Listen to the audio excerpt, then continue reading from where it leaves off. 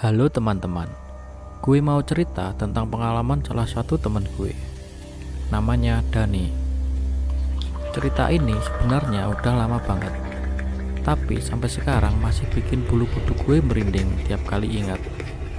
Jadi waktu itu, Dani ikut komunitas pencinta alam. Mereka emang sering banget ekspedisi ke tempat-tempat yang jarang dijamah orang, buat konten dokumenter alam dan budaya lokal. Nah, suatu hari mereka dapat info dari warga lokal Banyuwangi tentang suatu tempat tersembunyi yang katanya belum banyak orang tahu. Katanya di situ ada air terjun kecil yang cantik banget, tapi jalannya agak sulit. Karena penasaran dan tertantang, akhirnya mereka berangkat rame-rame. Sekitar 6 orang, mereka bawa tenda, alat dokumentasi, peralatan hiking, pokoknya lengkaplah seperti biasa. Perjalanan awalnya lancar. Mereka merekam beberapa footage hutan, suara burung, dan suasana alam yang masih asri banget. Tapi lama-lama jalurnya makin sepi, sinyal HP juga mulai hilang, GPS sempat error. Tapi mereka masih lanjut karena yakin masih di jalur yang benar. Sampai akhirnya setelah hampir 5 jam jalan kaki, mereka menemukan jalan setapak kecil yang gak ada di peta digital maupun peta fisik yang mereka bawa. Awalnya mereka ragu mau masuk, tapi karena penasaran dan udah jauh-jauh ke sana, Dani dan 2 teman lainnya mutusin buat ngelanjutin lewat jalur itu. Dan disitulah awal dari semuanya. Mereka jalan terus ngikutin jalan setapak itu selama hampir 1 jam. Sampai akhirnya pohon-pohon mulai jarang dan kabut tipis mulai muncul dari balik semak-semak. Dani yang jalannya paling depan tiba-tiba berhenti dan menunjukkan ke arah depan. Di balik kabut itu ada sesuatu yang gak mereka sangka bakal mereka temuin. Sebuah desa kecil tersembunyi di tengah hutan. Suasananya sepi, tapi kayak desa yang udah ditinggalin. Rumah-rumahnya masih berdiri kokoh meski kelihatan tua banget. Semua rumah terbuat dari kayu, beratapkan daun kering yang sudah mulai lapuk. Tapi yang bikin mereka makin bingung, dari salah satu rumah keluar asap putih dari cerobong tungku. Harumnya kayak masak sayur lodeh atau semacamnya. Bahkan mereka dengar suara sendok kayak lagi ngaduk piring, suara ayam berkokok, dan paling bikin merinding suara ketawa anak kecil dari kejauhan. Tapi anehnya, setelah mereka tunggu dan perhatiin lama-lama, gak ada satupun orang yang kelihatan.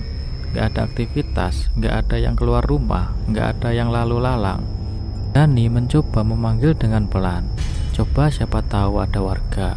Tapi tetap sunyi, gak ada jawaban, hanya suara hutan angin pelan dan bau masakan yang makin menyebar. Mereka pikir mungkin warga desa gak suka kedatangan orang asing, jadi mereka mutusin buat diam dan gak terlalu masuk ke arah dalam. Tapi semakin mereka berdiri di situ, perasaan gak enak mulai muncul satu persatu. Seolah-olah mereka diperhatiin. Tapi dari mana? Siapa? Gak ada siapa-siapa. Tapi juga bukan berarti mereka sendirian. Dani yang dari tadi penasaran akhirnya memutuskan buat lebih dekat ke salah satu rumah yang di pinggir jalan desa itu. Teman-temannya sempat ngelarang, tapi rasa penasarannya udah gak bisa dibendung lagi. Rumah itu kelihatan sederhana, berdinding papan tua yang sudah menghitam dimakan waktu. Tapi anehnya gak ada satupun tanda bahwa rumah itu ditinggalin. Justru sebaliknya, masih ada yang tinggal di dalamnya. Pintu depannya gak dikunci, cuma ditutup rapat. Dani pelan-pelan dorong pintu sambil mengucap salam. Suaranya menggema kecil di dalam rumah yang remang-remang. Gak ada jawaban, tapi pintu itu terbuka dengan mudah. Begitu masuk, Dani langsung ngerasa bahwa di dalam rumah itu beda, lebih hangat, bahkan kayak ada uap tipis di udara. Di meja makan kecil yang terbuat dari bambu, ada 2 piring berisi nasi putih, sambal, dan sayur. Masih mengepul, sendoknya diletakkan rapi di atas piring, seolah baru ditaruh beberapa detik lalu. Kursi di sebelah meja itu agak mundur sedikit, seperti habis didudukin orang yang buru-buru berdiri. Dani berdiri diam di ambang pintu. Matanya menyapu seluruh isi ruangan. Kira ada baju yang dilipat rapi, ada tikar, bahkan di pojok ruangan ada mainan kayu yang mungkin milik anak kecil. Semuanya kelihatan normal, terlalu normal malahan. Yang bikin merinding, suasananya benar-benar sunyi. Gak ada suara jangkrik, gak ada detak jam. Bahkan nafas Dani sendiri terdengar jelas. Dia bilang rasanya kayak masuk ke ruang yang masih hidup, masih berfungsi, tapi penghuninya nggak kelihatan. bukan karena nggak ada, tapi karena mungkin mereka sedang melihat dari tempat yang nggak bisa dia lihat balik. Setelah seharian muter-muter di desa itu tanpa ketemu satu warga, Dani dan teman-temannya memutuskan buat bermalam di pinggiran desa. Mereka pikir mungkin besok pagi suasana bakal beda atau bakal ketemu salah satu penduduk yang bisa diajak ngobrol. Mereka pasang 2 tenda kecil di dekat pohon besar, nggak jauh dari rumah pertama yang Dani masukin tadi. Malam itu udara cukup dingin, tapi bukan dingin biasa. Kata Dani, hawanya kayak nempel di kulit, lembab dan berat. Mereka sempat makan malam seadanya, terus gantian jaga sambil ngobrol pelan. Beberapa sempat ketiduran, tapi Dani masih terjaga. Sekitar jam 2 pagi, salah satu temannya, Fahri, bangunin Dani dengan ekspresi panik, tapi bisik-bisik, "Bro, lu lihat itu nggak?" Kayaknya sambil nunjuk ke arah jalan setapak kecil beberapa meter dari tenda. Dani nyoba fokusin matanya, dan di sanalah mereka lihat sosok bayangan hitam berdiri. Bayangan itu jelas bentuknya kayak orang, tapi anehnya cuma berdiri diam menghadap ke arah mereka, nggak bergerak, nggak bersuara, nggak ada suara langkah, nggak ada suara ranting patah. Padahal harusnya kalau ada orang berdiri di sana pasti ada suara. Sosok itu berdiri hampir 5 menit, bikin suasana makin tegang. Nafas mereka bertahan, nggak ada yang berani ngomong atau ngeluarin suara. Dan tiba-tiba bayangan itu mulai jalan masuk ke arah dalam hutan, tapi langkahnya tetap nggak ngeluarin suara sama sekali. Lebih anehnya lagi, dia jalan di atas tanah yang lembab, tapi gak ninggalin jejak sama sekali. Setelah sosok itu hilang, ditelan gelap, semua langsung diam. Bahkan suara alam pun seolah-olah berhenti. Saat itu mereka sadar ada sesuatu di desa ini yang jauh dari kata wajar. Pagi harinya, setelah malam yang aneh itu, Dani dan yang lain bangun dengan perasaan yang berat. Mereka sepakat buat segera berkomas dan cari jalan keluar dari desa itu. Tapi sebelum pergi, mereka mutusin buat menyusuri sedikit lagi daerah sekitar. Kali aja nemu petunjuk arah atau warga yang bisa mereka tanyain. Sekitar setengah jam jalan kaki dari tenda, mereka sampai di pinggir sungai kecil yang alirannya jernih banget. Suasananya tenang, tapi tetap ada rasa ganjil yang gak bisa dijelasin. Di sana berdiri seorang kakek tua dengan baju lusuh, rambut beruban, dan tatapan kosong tapi tajam. Kakek itu berdiri diam menghadap sungai, seolah tahu mereka akan datang dari arah itu. Tanpa menoleh, si kakek ngomong pelan, tapi suaranya terdengar jelas banget, kayak masuk langsung ke kepala. "Kalian pergi sebelum matahari tenggelam. Jangan tanya apa-apa. Kalau kalian bertanya, kalian ikut tinggal di sini." Nadanya datar tapi dingin. Dani dan teman-temannya saling pandang, bingung harus jawab apa. Salah satu dari mereka maju mau nanya sesuatu, tapi sebelum sempat mulutnya terbuka, kakek itu langsung hilang. Bukan jalan pergi, bukan lari, tapi benar-benar hilang dari tempat dia berdiri. Gak ada suara, gak ada bayangan, seolah-olah dia cuma ilusi. Mereka sempat mencari-cari di sekitar sungai. Siapa tahu dia cuma sembunyi atau ngelucu, tapi nggak ada apa-apa. Tempat itu kosong dan cuma suara air mengalir pelan yang tersisa. Sejak saat itu mereka semua mulai sadar tempat itu bukan sekedar desa tua yang terlupakan. Ada sesuatu yang jaga tempat itu, dan mereka nggak pengen siapapun tahu terlalu banyak. Begitu kejadian aneh dengan kakek-kakek tua itu selesai, Dani dan teman-temannya udah nggak mau ambil resiko lagi. Mereka buru-buru mengambil barang-barang yang ditinggal di tenda dan mutusin buat langsung jalan pulang. Tapi masalahnya mulai muncul waktu mereka buka GPS. Sinyalnya hilang total dan peta digital mereka cuma nunjukin lingkaran kosong, nggak ada jalur, nggak ada arah. Kompas manual yang mereka bawa juga muter-muter sendiri. Jarumnya nggak berhenti di satu arah. Mereka coba jalan ngikutin arah matahari. Tapi anehnya setelah hampir 2 jam jalan, mereka ngerasa kayak terus balik titik A yang sama. Pohon besar dengan akar melingkar, batu besar di pinggir jalan setapak. Semuanya kelihatan familiar, kayak mereka muter-muter di satu arah yang sama. Padahal mereka jalan lurus. Salah satu temannya, Raka, yang dari tadi paling diam, tiba-tiba ngomong lirih, "Gue rasa kita udah masuk ke tempat yang bukan dunia kita lagi."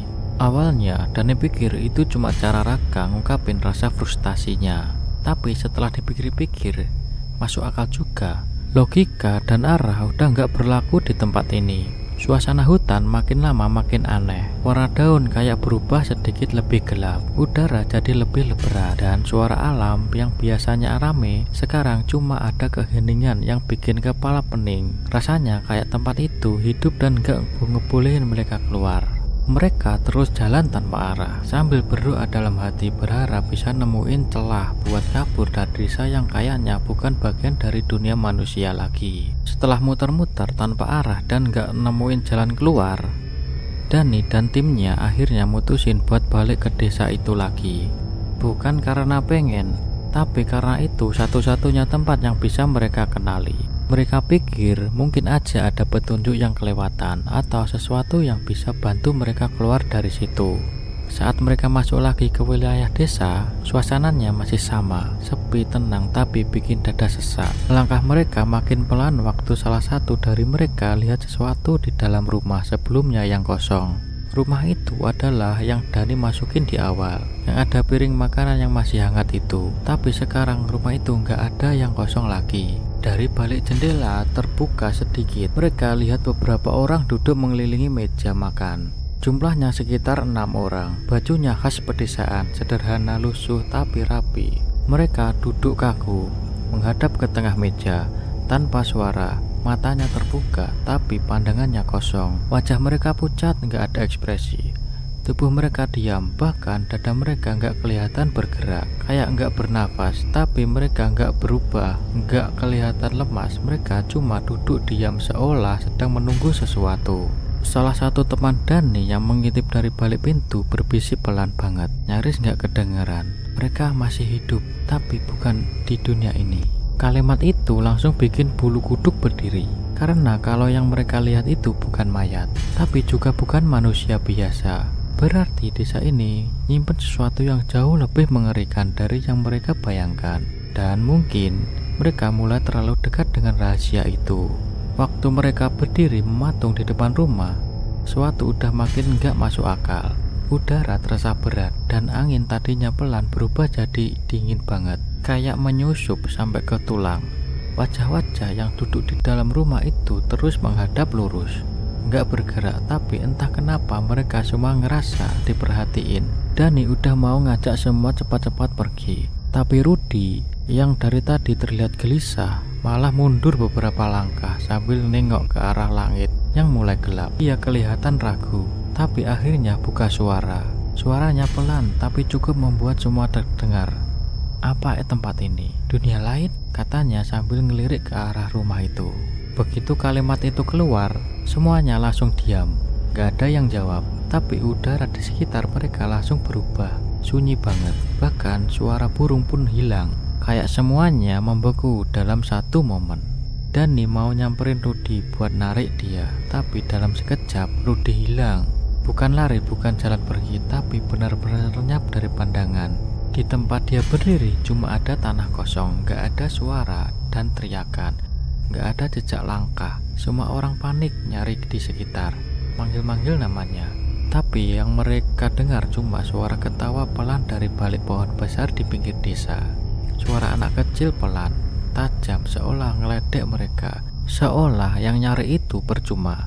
Dani langsung keinget omongan si kakek tua, jangan bertanya. Dan sekarang mereka harus terima kenyataan kalau salah satu dari mereka udah bayar harga dari pernyataan itu.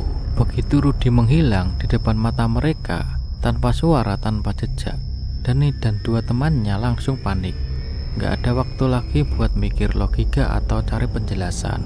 Mereka cuma tahu satu hal, mereka harus keluar dari tempat itu secepat mungkin. Nafas udah ngos-ngosan, tapi kaki mereka terus lari, nabrak ranting, nabrak semak, bahkan jatuh beberapa kali. Tapi mereka nggak peduli, jalan yang mereka ambil sama sekali nggak jelas. Cuma berdasarkan insting dan harapan kosong bahwa di ujung sana ada dunia nyata yang bisa menyelamatin mereka. Selama mereka lari, suara tawa anak kecil itu masih terdengar. Kadang jauh, kadang kayak tempat di belakang telinga. Suara yang bikin kepala pusing dan dada makin sesak. Setelah entah berapa lama lari tanpa arah, tiba-tiba mereka lihat cahaya. Bukan cahaya matahari, tapi lebih seperti sorot lampu kendaraan. Dani makin ngencengin larinya, dan benar saja mereka sampai di pinggir jalan besar. Aspal lengkap dengan marka jalan dan suara mobil yang lewat. Mereka berdiri di sana, terengah-engah, sambil nggak percaya dengan apa yang baru saja mereka lewati. Salah satu dari mereka nangis,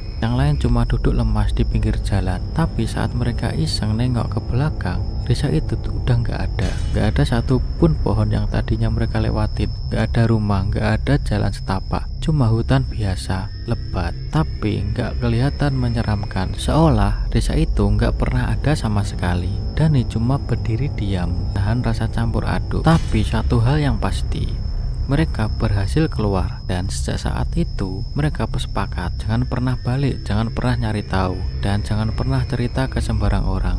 Karena mungkin desa itu masih ada, tapi cuma mau nunjukin diri ke orang-orang yang gak seharusnya ngelihat. Setelah akhirnya berhasil pulang ke kota, Dani kira semuanya bakal kembali normal. Tapi ternyata semuanya justru mulai terasa makin aneh. Beberapa hari pertama, dia terus dihantui rasa gelisah. Setiap malam mimpi buruk datang tanpa ampun. Mimpinya selalu sama, dia kembali ke desa itu. Jalan pelan di antara rumah-rumah tua, dan suara anak kecil terus memanggil namanya dari kejauhan. Dani bangun dengan keringat dingin, napas ngos-ngosan, dan dada sesak seperti habis berlari.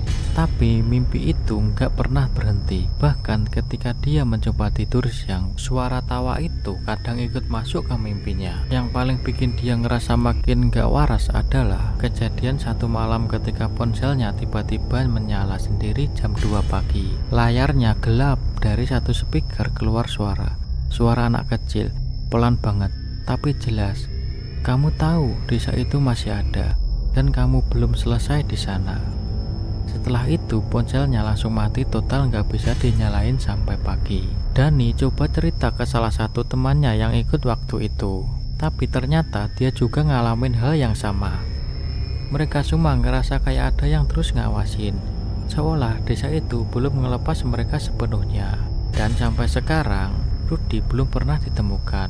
Polisi nggak nemuin jejak, bahkan keluarganya juga mulai kehilangan harapan, seolah dia benar-benar telah ditelan bumi.